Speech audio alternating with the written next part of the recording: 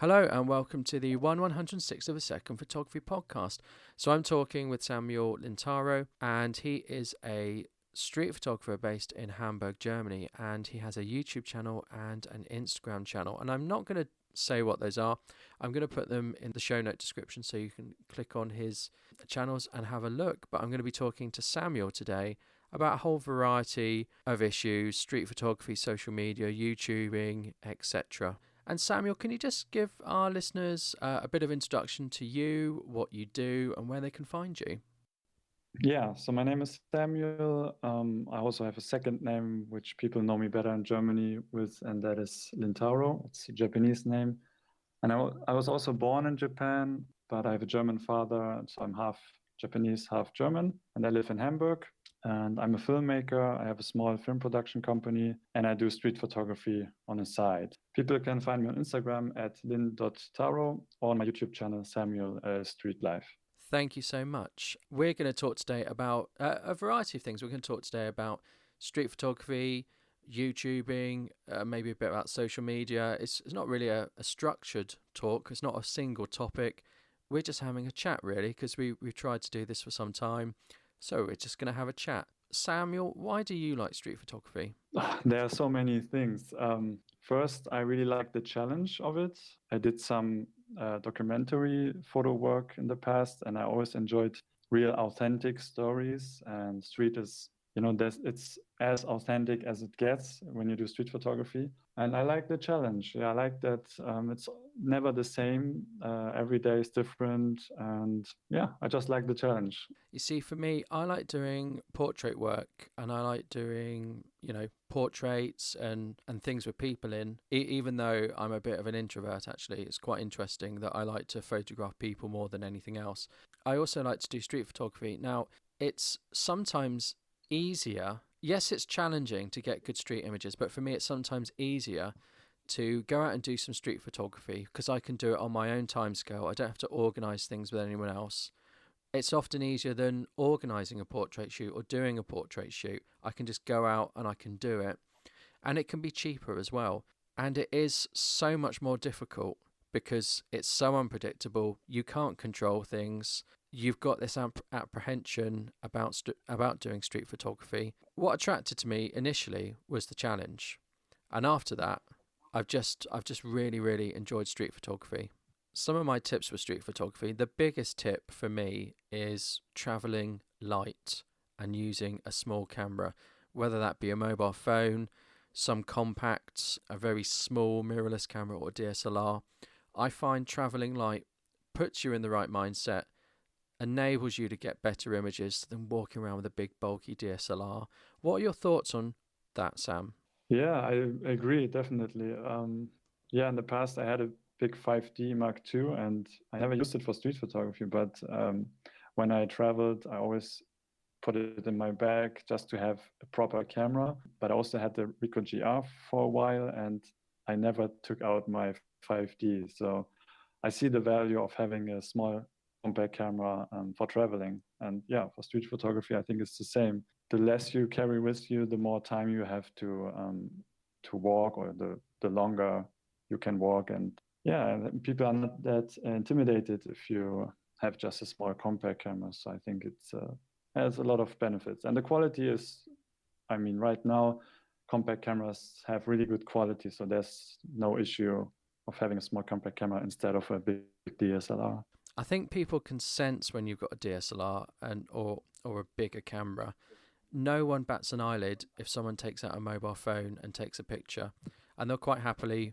People will quite happily walk through the shot or be there.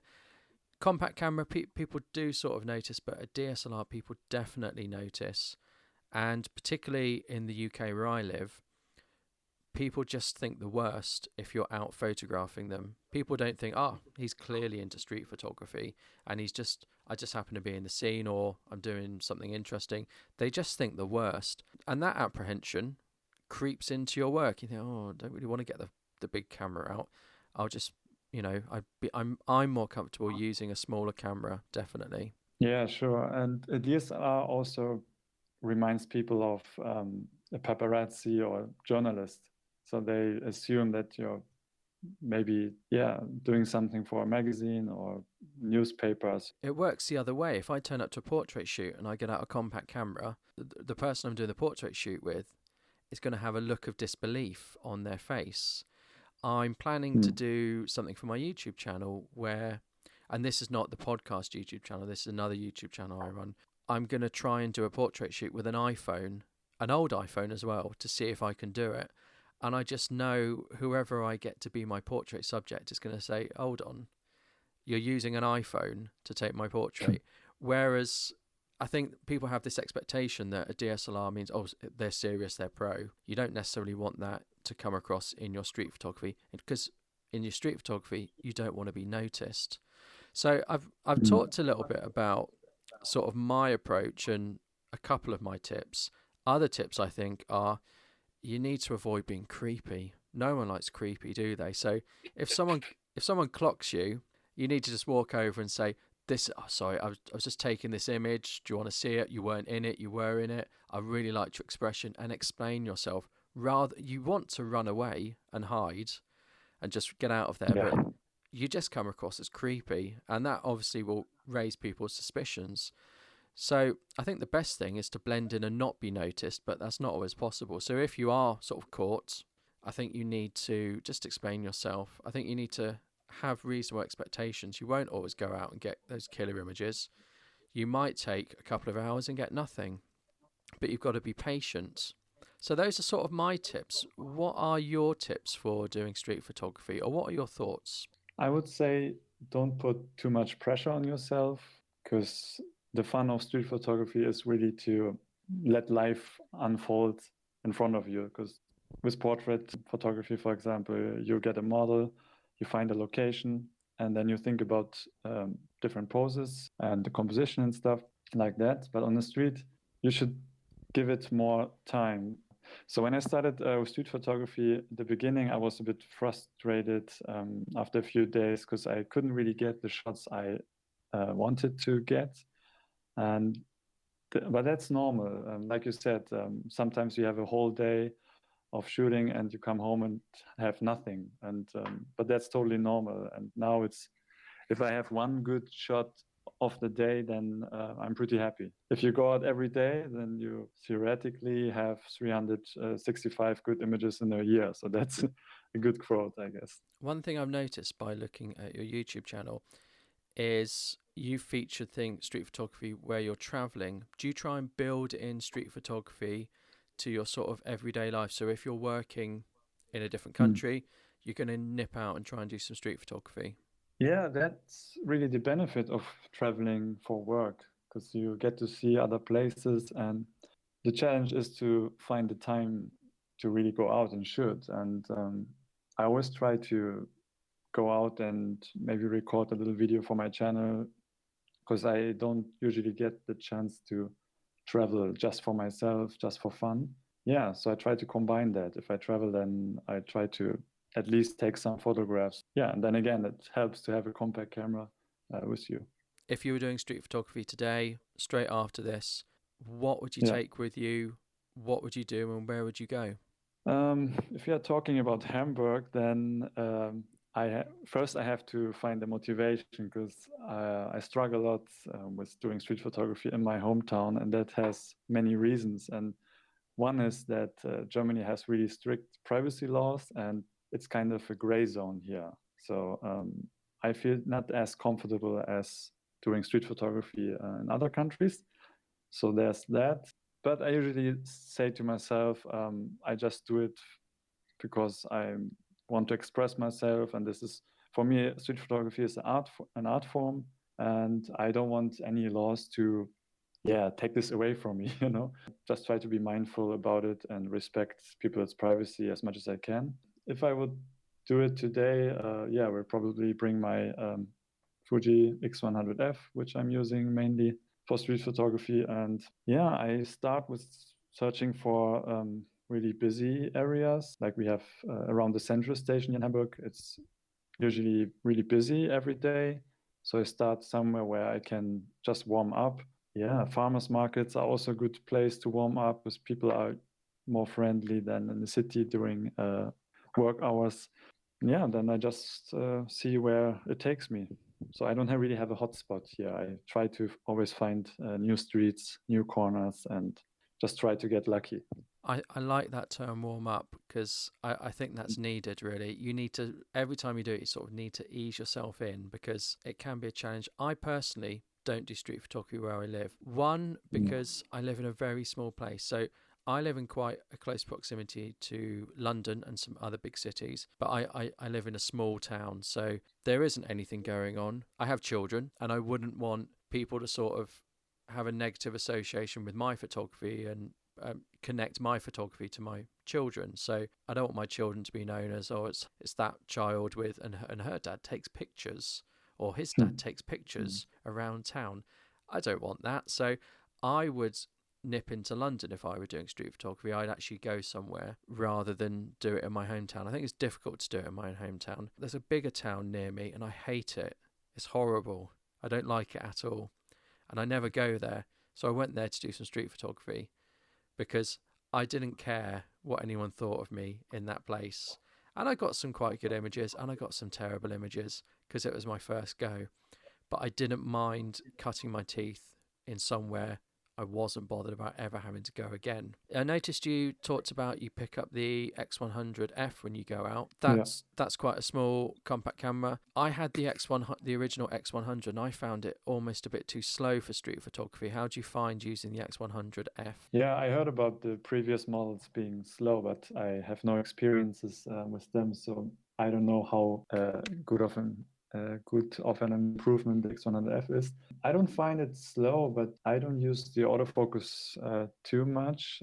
I like to zone focus a lot, so I use the back button, focus button, to pre-focus to a certain distance and try to keep it just with manual. Yeah, but I think other than that, it's a really fast camera. The burst mode is also really useful. I don't have any problems with it.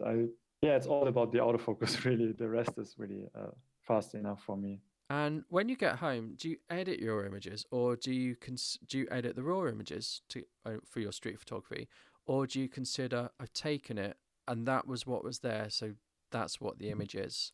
A little bit of everything you said, actually. I always try to get it right in camera, and I really like the JPEGs of the Fujifilm cameras. So I shoot JPEG and RAW, and I usually end up exporting the JPEG file to my phone and edit them on my phone. Really, I'm usually quite happy with the JPEG file, so I never really fiddle around with the raw files. But sometimes I use Lightroom or Photoshop if I want to convert a color image to black and white. And yeah, but since I got the X100F, I really do most of my editing on my phone, which is crazy. If you asked me a few years ago, I would say you're crazy because I had to always edit the raw files, but time has changed. I do most of my editing in Lightroom, and Mm. I don't do any retouching. I generally change the composition, so I will generally straighten things for certain lines. I would generally then put the image into black and white, and I would generally increase the clarity and increase the contrast. But I don't do that's really all. So I don't really look at color. I make it black and white most of my images. I think I did something. I put it online and a series of street photography images, and someone said, "Why are they all black and white?" Well, I always make them black and white. I think that looks so much better than color, unless color is a key part of the scene. So for flowers, I can understand keeping color in, but I wouldn't make a flower black and white. But I generally just edit for composition, and I just sort of give it, I suppose, that street photography look of a higher contrast. Maybe I'll move the shadows a bit, and I do very minimal editing. But for portraits, I do an awful lot of editing and an awful lot of steps, and then a bit of Photoshop. So I do for portraits, I do most of the editing in Lightroom, and I finish off in Photoshop. That's another thing that I like about street photography: the minimal editing to get to a point where I'm happy. There's no point taking an image if you're not happy with it, and if you've got to do some editing to make yourself happy with it, then that's fine. But street photography, I do very minimal editing, which is something I like. Yeah, I think content is king here. So this is the same saying that's in the advertising world, where content is still what people are drawn to. And if you have shitty content, then really good editing will not help the image. So I think it's always good to focus more on what you get in front of your camera than what you do behind your camera. I mean, behind, yeah, your computer in that case. We have a saying in the UK called "You can't polish a turd." Have you heard that? Yeah. I heard that. I think I heard that on your podcast actually. Maybe I say it So, more than I think I do. But you can, of course, roll a turd in glitter if you want to make it sparkly, which is another saying we have in the UK. So we've talked a bit yeah, about street photography and our sort of approaches. How do you share your street photography, or do you not share it? I'm someone who shares a lot of their work.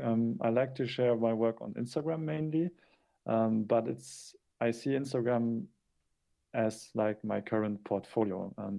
Not that I put only my best work. Sometimes I have shots on there that are not really like work I would put on a website, for example. I also have a website, but I don't really take good care of it. I'm all on Instagram really, and I like that I can see like the current work of a photographer. And most street photographer I follow on Instagram, they they're sharing their current images, and I like to see like the progress someone makes, and I see the feed as some kind of how do I say? It's like a mood board, you know. And I had a phase in my life last year where I shot only black and white, and that changed again. Now I'm shooting mainly color, and I like to see it and see how my photography changed or improved, maybe. So yeah, it's mainly Instagram and my website occasionally. Now, what's interesting is I don't share any street photography images, and that's not Mm. because I don't want to. It comes down to time. I do a podcast. I have a YouTube channel. I have a full-time job. I have a family, and I do photography as well. And I can't do a podcast or YouTube channel without doing photography because that's what it's based on. So when I get around to doing things and doing street photography, I find I just don't have time to share the images, and I would like to share the images. And I have an Instagram page for the podcast, but I've never really used it. I think I've got 3 images on it, and it just comes down to time, my lack of time, and probably sharing being the lowest thing in the priority. So unfortunately, I don't share images. For portrait work, I do share images. I've got a portfolio up online, and I suppose I put the effort into sharing the images because I want people to work with me. I don't really need that in street photography. I don't need anyone to work with me or seek me out or ask to work with me or collaborate with me because, well, it's street photography and I can just go out and do it. So unfortunately, I don't share the images, and I haven't yet printed any. I'm quite into printing and I put an awful lot of images up on the wall, but I haven't got round again to printing any street photography images, and that's something I want to do. I want to put some up on the wall. I don't share, but I think I should. Just want to add to that that yeah, you don't have to share if your main priority is just to take photographs for yourself and then print them for your wall. That's totally fine. What I like about sharing your images on Instagram, for example, as a street photographer, is that you get a sense of a community, or you see that there are other people like you who are on the street every day. And I think that's also something that motivates me, because I think without Instagram, I would feel really lonely. Like I would ask myself, like, why do I go out? And I keep most of my work for myself because I want to take street photography really seriously. I don't want it to be something I do like on the side and just occasionally. So I try to force myself to go out every day, which I'm not doing.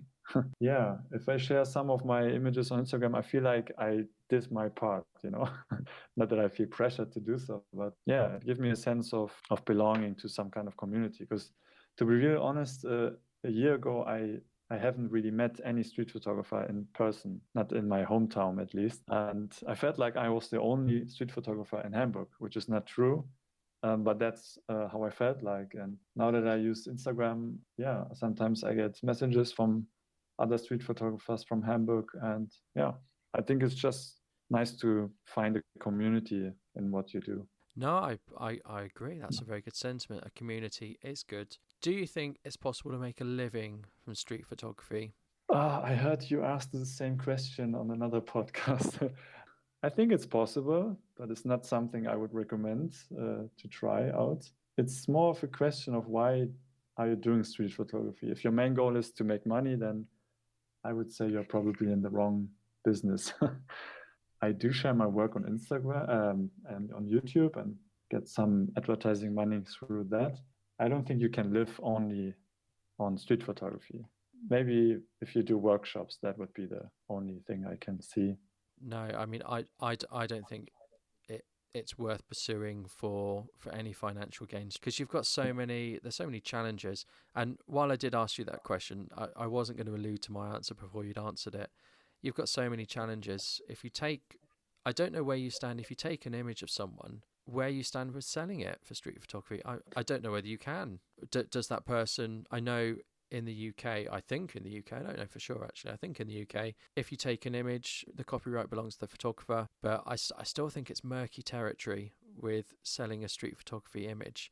Do you chase after someone and say, oh, sign this waiver? So it seems at odds with street photography for me. I Yeah. always ask that question because quite naturally people want to do a job that they're really passionate about and they enjoy doing. So if they enjoy photography, they're going to want to do a job in photography. I enjoy street photography, but I certainly wouldn't pursue it as a way to make money. And you're right, there are other associated things like you could sell street photography equipment, you could do workshops, tutorials, a bit on YouTube. You're not going to be getting that sports car though, are you? With the money you're going to earn from that. No, I don't think so. So let's move on and talk about strategies for social media. I'm terrible with social media. I don't know how to succeed with social media. I'm not that good at it. I don't know how to be good at it. I put some tweets out about the podcast. There's that balance of shouting too much about my podcast and turning people off or informing people. I've got to. I try and strike a good balance. How do you feel you do on social media, and do you have any tips for anyone? Mm, I'm still figuring it out, so I don't know if I'm the expert to tell you how to do it. But I can tell you what I've learned or observed over the year I'm doing YouTube or the 3 or 5 years I'm doing Instagram. It's all about the platform, the audience of the platform. So you have to know your audience. And for example, on YouTube, which is also a search engine because it's connected to Google, and most of my views come actually from search results. So my videos pop up on Google. If someone looks for example, the Fujifilm X100F, then they might find my videos through that. So I don't know any tips for you. For example, on Instagram, it's a really visual platform. It's all about the images and videos, and every platform has its own attention span. So I don't know if you remember, we had like a limit of 15 seconds for Instagram videos. Now it's up to 60 seconds. So the work you put out on Instagram should not be something that people really have to take their time to consume it. So you cannot upload a whole podcast and divide it into 60 seconds chunks of 60 seconds videos, because then no one will watch it till the end.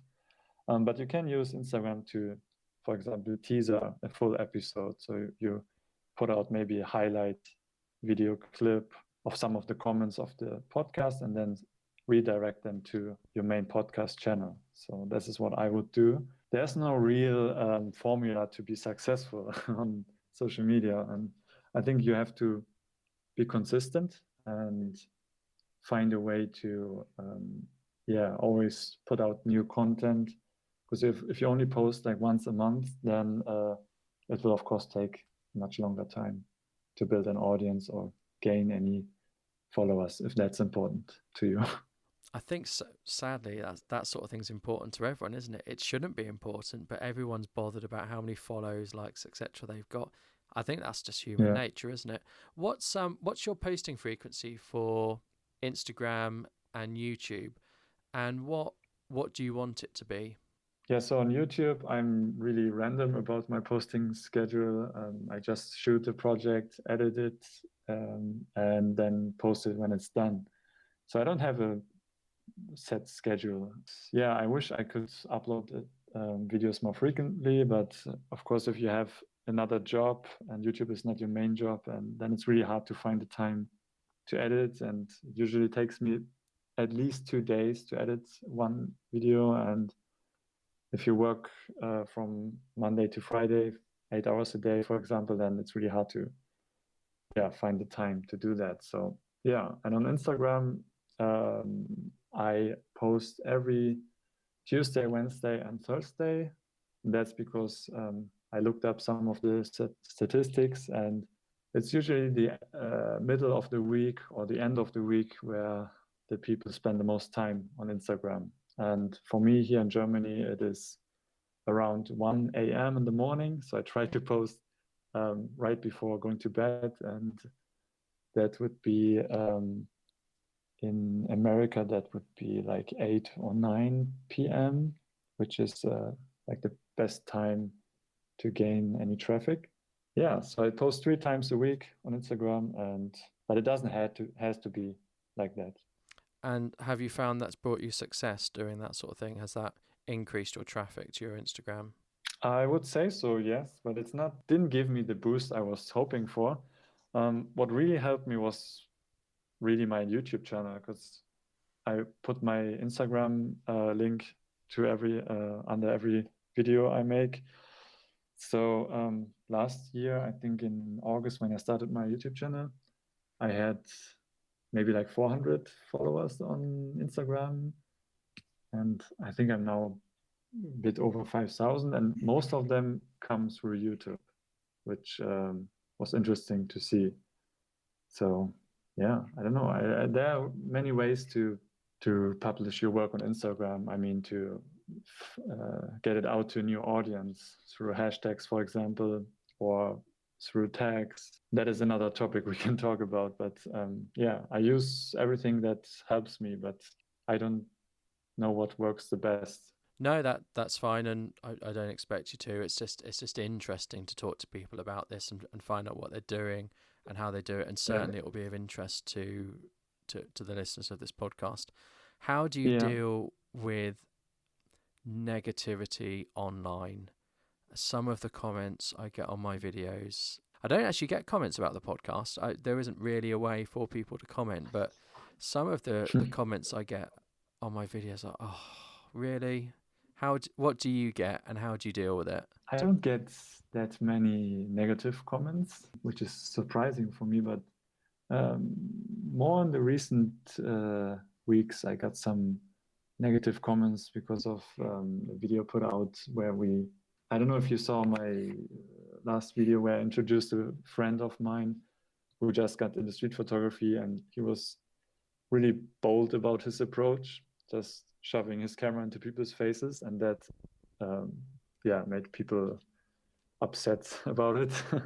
um, but I try to not ignore them, but sometimes if I see a comment that is most of the negative comments are not really something I should bother really, because there are issues that some people have that I cannot fix.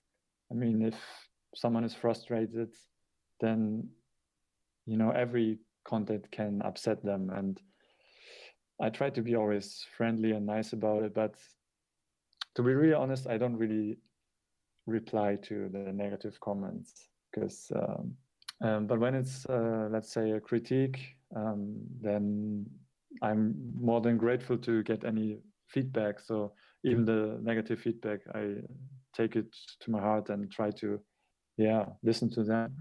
um, yeah, but I don't have many haters, fortunately. You lucky person. My videos get three types of comments. They get an appreciative comment, thank you for this, I found this really helpful, in which I always respond, say, oh, that's very nice of you, thank you very much, or Yeah. wow, this has helped me out, and I always respond to that. I'm not so inundated with comments that I can't respond. Something like that Mm. that someone's taken the time to write, I always respond. Then the other type is I get a question. I have a Canon camera. Will this work with Canon? And sometimes I know the answer, and sometimes I don't know the answer. So I always try my best to answer those questions. And it might be, sometimes I put, well, I don't know the answer to that, but you could look here, or I just don't know the answer. And sometimes I do know the answer, and I can give sort of my thoughts. And the other type of comments I get are, oh my God, how could you do this? The white balance is terrible. Why would you put this up online? I don't like the white balance. And even though the other types of comments I can respond to, I can't find any positive way to respond to those. So I don't, because what can I say? Well, I think the white balance is fine. I think you're wrong. And what am I going to get back if I put that? I'm just going to get, no, you're wrong. And I've got better things to do in my time. And to be honest, so's the other person. So I generally don't respond. I'm really tempted to respond to some of these comments, but I don't. And I'm really tempted to delete them as well, because you can do that. But I don't delete them. And the reason I don't delete them is I sort of believe in free speech, really. I think if people want to say something, as long as it's not inciting hatred, and I don't think you can incite hatred about white balance, don't get me wrong, then I tend to leave it up there and just sort of grin and bear it, I think. Yeah, I mean, it's totally fine to have a different opinion. And if someone doesn't like the white balance or even the subject matter, you can't really do anything about it, because everyone has their own personal taste and you can't please everyone. So that's probably the main takeaway on social media. And I definitely don't think you should try and please everyone, because if you try and please everyone, Yeah. you will please no one, including yourself. So we've had a quick chat about YouTube. We've had a quick chat about street photography. We've had a quick chat about social media. Or do you think that a photographer today has to be on all these things to get anywhere? Do you have to have a YouTube channel? Do you have to have an Instagram? Do you have to do this? Do you have to do that? Do you have to have a website in order to sort of not make it as a photographer, but get some success? Yeah, the question really is, why do you have to have it? For what exactly? Because if you're looking for money or just recognition of your work, then it's easier to get recognized if you're on all the main platforms or channels and just put your work out. But at the same time, you're one of many. So there's the challenge of really sticking out and be different. It has benefits. For me personally, I be also happy to just shoot for myself and maybe do a book maybe once a year or every 2 years, and I would totally fine doing that. But yeah, I got some opportunities now through YouTube and Instagram that I otherwise wouldn't get, and for that I think it's something I enjoy, to have people like contacting me and be part of the conversation. And maybe the bigger the audience is, the more you really can do, or you have more responsibilities. And I find that to be something that can really be helpful. For me, it's really, I want to spread street photography, the love of street photography. This is the main goal with my channel, and I bet it's the same for you with your podcast. Yeah, we all love what we are doing, and we want people to love it as well. And many people don't even know what street photography is, and I think it's really nice and really great if someone after a video writes a comment and says, you inspired me to do street photography. And yeah, that's really something I value a lot.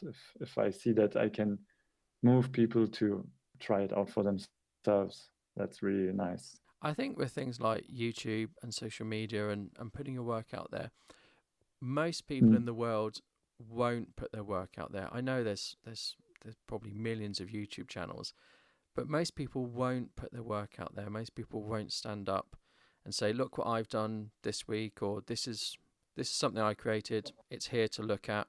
I've done YouTube and I've done the podcast simply because I wanted to talk about photography and I wanted to share what I knew, what I was doing with people. I didn't think it would make any money, and It hasn't really made any money, to be honest, but it has given me opportunities to do certain things that I wouldn't have been able to do without doing what I do, if that makes sense. It has opened doors for me.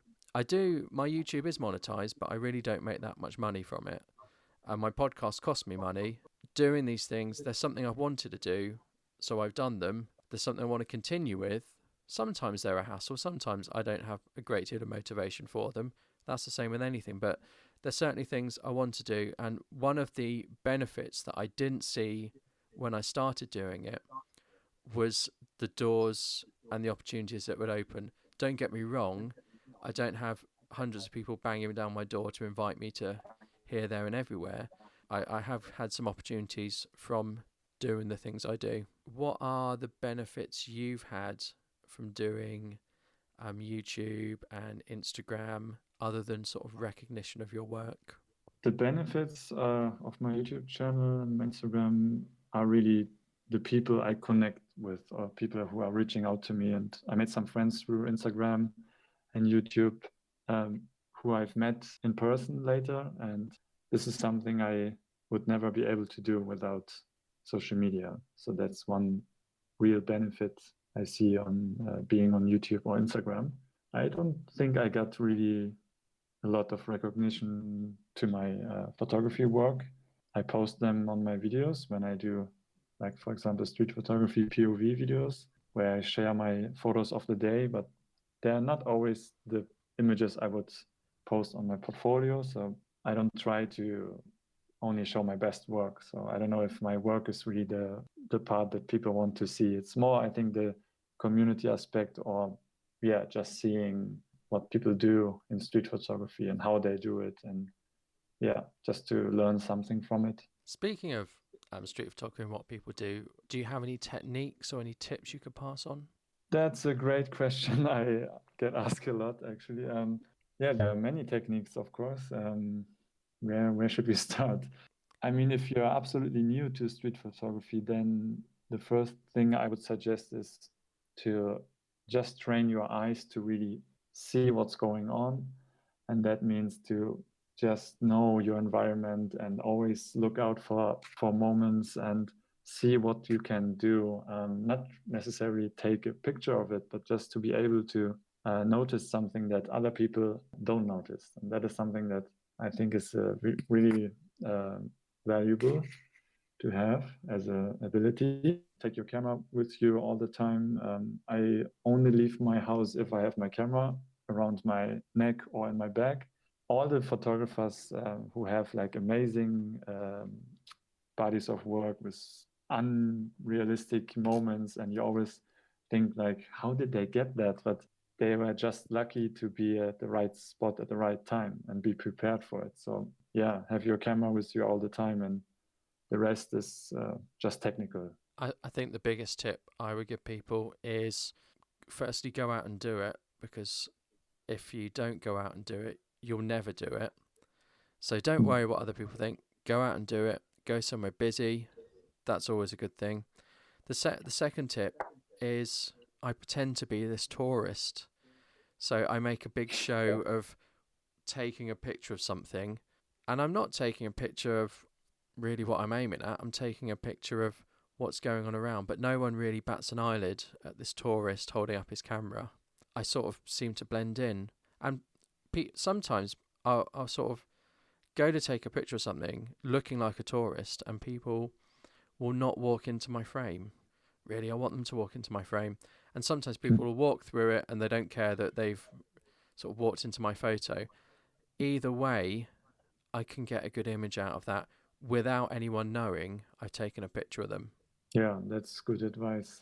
Maybe I would add to that there are, of course, sneaky techniques to be, techniques to be sneaky in street photography, and even ways to blend in or maybe be invisible for the others. It's safer, I think, to be open about it, and like you said, just pretend like to be a tourist, or yeah, just blend in with the other people. If you are not inside crowd, or maybe part of the crowd, the people around you, then it's easier for them to not trust you. And if you're just open about it and smile and be friendly in general, you can also engage with your subject, and then you usually get more intimate and better shots. So don't try to be creepy. We talked about creepy. One of the Yeah. based on what you said, one of the things I think is really a good idea is to get as close to the action as possible. You do need a certain amount of bravado to do that. I was I was in London. Sometimes when you're waiting for the lights to change to cross the road in your favour, waiting for the pedestrian light to go green, quite a lot of people will build up waiting for the lights to cross. And I saw something really interesting, and I got my camera out and I took an image that I was quite pleased with that was between two people's heads. So there were all these umbrellas up. The shot was between two people's heads. They didn't know I did it because I was behind them, but I was right in the action and I got a really good image. I could have got the same image with a telephoto lens being a very long way back, but it wouldn't quite be right. It wouldn't have the certain street look. And I just think get in there, get as close to the action as possible with a wide angle lens and get your image. I appreciate not everyone will be comfortable doing that though. Yeah, that's what street photography is about. It's about the street and about life, and I think it has much more impact if you are inside a scene than outside observing it from the outside, you know. And yeah, I don't remember the quote that Bruce Gilden said, but I think it was something like, if you can smell the street, it's a good street photograph, or something like that. And yeah, I totally agree with that. Don't go close just for the sake of being close. Yeah, give the image some life. We had a bit of trouble at the start, and you probably won't be able to hear this in the podcast because I will have edited it out. But we had a real problem when I was asking Samuel to sort of introduce himself. The line kept cutting out, a whole host of problems. So Samuel, at the end of the podcast, would you mind, which we are at now, would you mind introducing a little bit about yourself and a bit about where people can find your stuff, please? I hope you know by now that my name is Samuel. And I have a second name. It's Lintaro, my Japanese name. And I was born in Japan, but I have a German father, so I am half German, half Japanese. Yeah, I live in Hamburg, and people can find me on Instagram at lin.taro, or on YouTube, on my YouTube channel, Samuel L. Street Life. Yeah, I think that's about it. Samuel, you've been an excellent guest, and I've enjoyed talking to you despite the technical challenges we've had today. Is there anything you want to say as your final thoughts? Yeah, I enjoyed it too, and I want to thank you for inviting me, and I hope I was articulate enough, because English is not my first language, so I had to struggle a lot here. So I hope you. Your English was understandable, and I can speak some German, but I would hate to do the podcast in German. So your streets ahead of me in terms of being bilingual, and well done, because there's no way I could have done a podcast in German. We've come to the end of this podcast episode. I want to thank Samuel for being my guest, and I want to thank you for listening. Thank you. Goodbye.